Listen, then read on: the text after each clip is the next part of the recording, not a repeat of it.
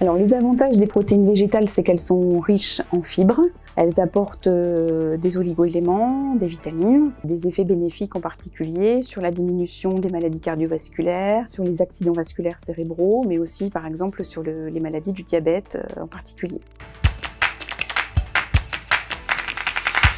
Les consommateurs de protéines exclusifs, de protéines végétales, vont donc avoir des besoins particuliers, donc avoir une surveillance de leur alimentation pour être sûr d'apporter un équilibre en particulier en acides aminés essentiels,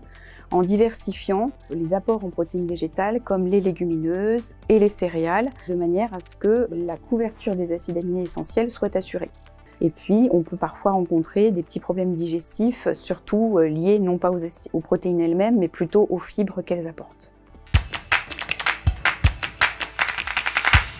Alors, les acides aminés essentiels sont apportés essentiellement par une alimentation diversifiée, et ils sont appelés essentiels parce que notre organisme ne peut pas les apporter par lui-même.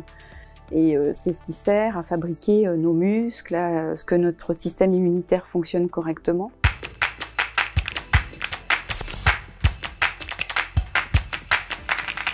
Alors, l'alimentation sans protéines animales n'est pas conseillée, en particulier chez les nourrissons, les enfants, mais aussi